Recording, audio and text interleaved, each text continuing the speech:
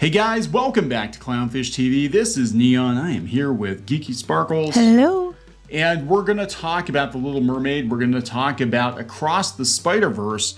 We're going to talk about the box office and how Across the Spider-Verse completely kicked the tail of The Little Mermaid on so many levels. Right. Plus, there's a little fun thing about the whole racism argument, especially with the overseas box office, which we're going to talk about as well. Yes. So before we get into it any further, please subscribe for more pop culture news, views, and rants, guys. If you do, you will get a woohoo. Woohoo! Hers are much better than mine. Mine's sort of like the guy from Frozen. It's like, woohoo. Okay, well. Yeah. Anyway. Continuing. Yeah, so we know that Across the Spider-Verse did incredibly well. Now, what's interesting is that not only did it completely destroy The Little Mermaid, but where it destroyed The Little Mermaid. Right. So The Little Mermaid opened last weekend, and it was like 117 million for 4 days, right? It was 95 million for 3 days. Spider-Man Across the Spider-Verse did 120.5 million for 3 days. It did 208.6 million globally, where The Little Mermaid only did 164 million globally. Now, globally is important because y'all know the narratives, right? Yes. Oh, yeah. Overseas, they don't like black people. It's all racism, because it's racism, and everybody overseas, all the 51 other markets were just racist, and they were review bombing it because they were giving it low scores, and they're just racist, toxic people, especially China. Ironically, and this comes from Forbes. This comes from this article here, but in China, The Little Mermaid did 2.63 million on opening weekend, but Spider-Man did 17.3 million. Now, granted, it's no, Fast X or anything, but... Right, but that does seem to indicate that China is more open to movies with black folks in it than but not just that. I believe last week, In international numbers, China was the largest audience. I thought that it was all racist. Now, China does tend to be racist towards black people, let's be honest. But I think it's funny because the narrative has been, here domestically and overseas, oh, it's because of racism. But you have Spider-Man Across the Spider-Verse, and it did 120.5 million in 3 days domestically. Yeah. So, I mean, look, there's some things going on here, too. I think, one, because it's animated, I think it's more accessible, especially overseas. Like, China loves animation. They love animation over there. And they like action movies, too. I think Fast X did well. Right. I think people are just really effing tired of Disney live action remakes. Yeah. Yeah, I think so. I mean, and you did that story yesterday, and it sounds like they got a lot more coming down the pipeline. Right. And it's a bad idea. It's a terrible idea. Walt would not have been okay with this. He'd be like, no, we move on to other things. We don't just keep retreading. And they admit that they're using it just to insert as much, modern audience shit as they can. Yeah. Meanwhile, Spider-Man Across the Spider-Verse just did a really good Spider-Man movie that happened to have Miles Morales as the lead character, who's not white. Didn't make a big deal about it. Most of the characters are diverse. Not one word really about that, other than people trying to make Spider-Gwen a trans person. Yeah, that's not the media. That is reached peak idiocy on Twitter, but that's Twitter. It's not the real world. But you have a movie that just did a good movie, that was an action movie, that was a fun movie. It was his own thing. No one was race bent. And then you have The Little Mermaid, which was a complete rehashing of the animated version, which is always better from, years and years ago. And then they race bent the character. And then they shoved it down your throat constantly that you were a shitty, terrible, no good Nick asshole if you didn't go see this movie because you're a racist, even if you're not white. Yeah, it's interesting. Sony, and again, we're talking, Disney-owned characters. Disney does own Spider-Man, but Sony is pretty much in charge of the Spider-Man movies. Yeah, and they're doing well. And they're doing well. Even Venom did well. The only one that didn't do well was Morbius, but that was stupid, and it had no real connection to Spider-Man in the movie anyway. And it was just a bad movie. But, the Venom movies did good, and they were actually, I thought, decent. They were okay. But it's almost like other people are handling Disney's properties better than they are. Well, it was Marvel's property. Disney it's a custodian because they bought it. Yeah, but I think they know, like, look, this is what people expect from a Spider-Man movie, And it's kind of sad when you've got somebody taking one of your IP and doing better with it than you probably would have. Because if Disney had done it, I guarantee it would have been all about, like, hey guys, come out for Black Spider-Man, because if you don't, you're a bigot, you're a hater. Yeah, and the media just like leans right into that. And I think it's funny. To me, the biggest story here, besides the fact that Spider-Man beat the Little Mermaid, which isn't a surprise really. No. What gets me is they fought so hard about how it's racist over in China. Everybody's racist, and they're downvoting the movie, and then they had to change the way they handle the scores and weight the scores because of all the review bombing from the racist trolls. People just hate black people, and that's the problem. And then this movie comes out and does better domestically, and it does way better internationally, and it does like 7 times better in China. Yeah. I mean, it's still not great, but for China being as big as it is, but it's just like... It's still, I mean, all things considered, it's, pretty good. I think it's better than a lot of the recent superhero movies have done over there. Yeah, so. I think people are just tired of superhero too, though. But in China, Fast X, to be fair, did $78.3 million opening in China. Yeah, that's still not that great. So the Fast and the Furious movies, and it's going to be interesting to see what Transformers does, because Fast and the Furious and Transformers are 2 franchises that are basically designed with the Chinese market in mind. Mm-hmm. Like, they've made sure that, because they do better in China than they do over here. And that was kind of what happened with the Pirates of the Caribbean, too. Mm-hmm. So it'll be interesting to see how Transformers does. I personally, I loved Bumblebee.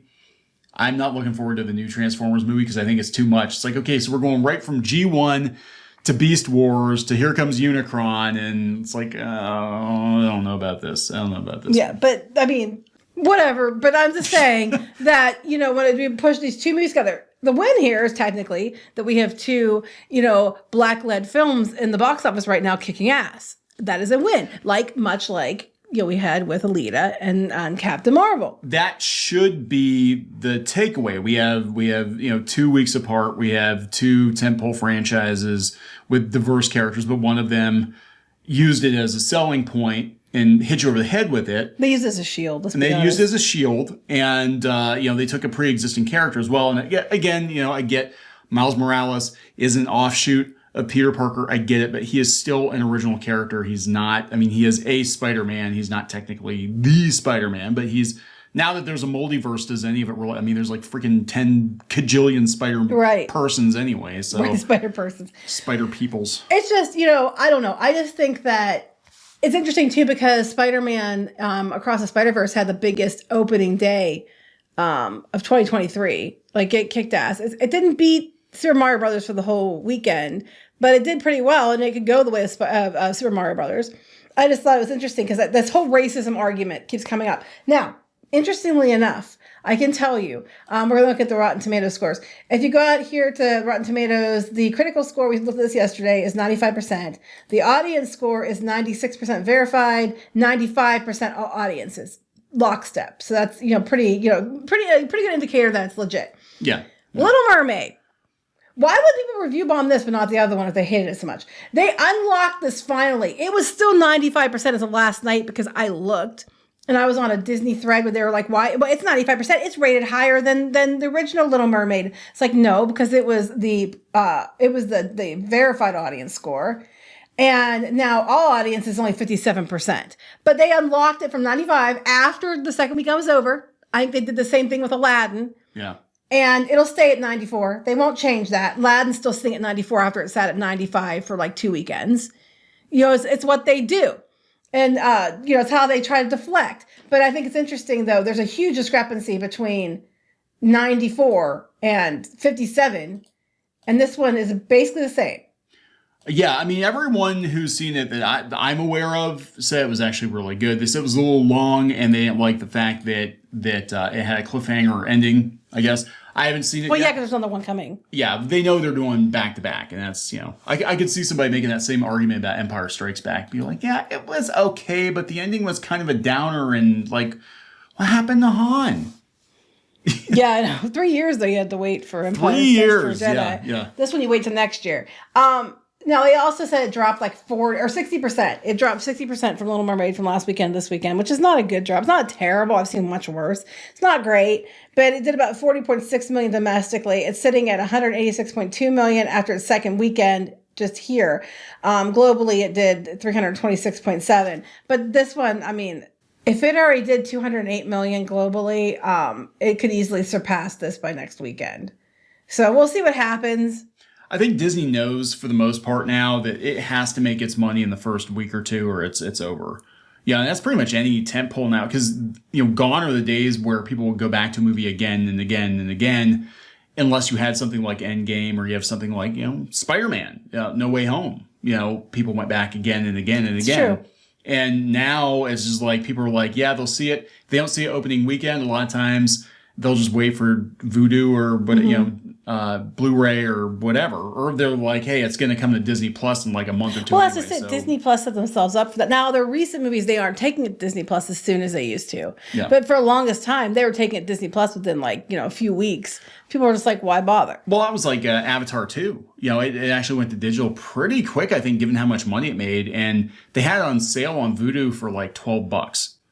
It made ridiculous money. And I'm like, yeah, why go to the theater when you can watch it at home for $12? Everybody, and you can watch it like with 30 people if you wanted to, and save money.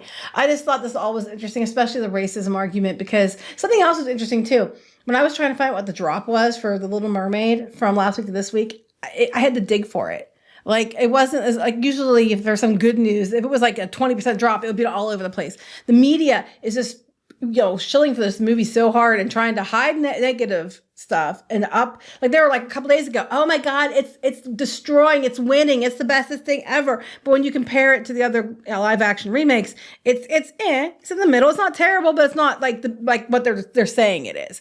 And then this happened, and I'm like the takeaway should be, guys, no matter what, the takeaway should be, we have 2 Black-led movies in the theater dominating for these 2 weeks. So that is the upside. For all the racism arguments out there, that is a win. I think what's going on is I don't know if they're protecting the movie so much, and this is something that's been going on for the last couple of years now, as they are protecting their ad spends. Because right now, these sites are so pinched for money. I think a lot of them are doing direct ad sales, and Disney's not going to spend money with them if they're shitting where they eat. I mean, that's the truth. Yeah, but the thing is, you can't be honest. No, you're not. No, we know this. We know. Look. Well, I know we know this, but I'm just saying. This is every pop culture nerd outlet out there. It's the same thing for the most part. You are not allowed to be honest if you're taking ad money from a company. You got to do puff pieces. You got to do interviews. This is how you get your exclusives. This is how you get you get the people on your podcasts, whatever. It's very common knowledge now, but people were gobsmacked a couple of years ago when sites like Collider came out. We said, hey, we ran the Disney site. If you want media, basically, they kind of ran it, and you couldn't run against them. But I think what's going on now is they're so desperate for ad revenue, they're kind of afraid to be honest because they're like, shit, that might cost us millions of dollars. I think narrative. They keep doubling, because it would go against their narratives, and they spend all this narrative stuff. They're getting clicks off of because you're all racist trolls. Because they don't want, they don't want to admit that isn't necessarily the case. I just think the whole thing is funny to me, but I don't see them going on about what a win it is. On that regard, with the whole, being that there's 2 films by these minority groups that you keep saying aren't represented, they're winning and they're dominating the theater this week. Where's the articles on that? No one's mentioning that. Yeah. Which surprises me because these are these media outlets that are like, such suckasses about the whole thing. They're calling everybody else names, but they're not acknowledging that there's actually a win here. I don't know, because it doesn't get clicks, maybe. I don't know. That's exactly it. I'll tell you what's going on. I think these headlines, I mentioned it yesterday, like the headlines are generated, they're being given suggestions, and it's like word salad. It's like these words will get this much traffic, so write an article about this, even if you personally don't believe it, because that's what people are looking for, that's what they want to believe, and these sites are going to do it. Again, they're desperate for ad revenue, so I think a lot of them know the racism angle with Little Mermaid for the most part. I mean, are they racist? Yeah, but it has been trumped up. Can I say that? Trumped up to be a much bigger deal than it actually was. Right. Well, then they if they can't use the racism argument, then they don't have no shield from criticism. Right. Yeah. So we got to keep everybody mad. So you don't look over there, not over here. I also think it's funny that Sony out Marvel's Disney, because Disney bought Marvel, but when they did, they already had the plans for all these movies. A lot of them are already laid out. Yeah. The team that was behind them over, where they were at before, came over with it. They didn't really have to do too much. Unlike Star Wars, they didn't have someone who made dumb-ass choices so much until recently when they ran out of plan. When they ran out of plan, hit phase 4, the dumbassery ramped up to 1 million. And now you have Sony doing Marvel better than Marvel. Yeah, so I'm like, maybe let Sony do the X-Men movies, because I don't have a lot of hope. No, I don't have a lot of hope for them. You know. Anyway, we're going to wrap it up. I think we're going to wrap it up. All right. Please subscribe for more pop culture news, views, and rants, guys. We'll talk later. Bye. Sorry, I yelled loudly. That's okay. I got the limiter on. Okay. So you can tell my kick setting. Yeah, you can Wait, tell. really? It automatically limits it when I yell? It does. When the pitch gets too high, it does. Sometimes if you sound like all robotic, it's because it's bringing the decibels down. Okay. I'm sorry. I'm sorry.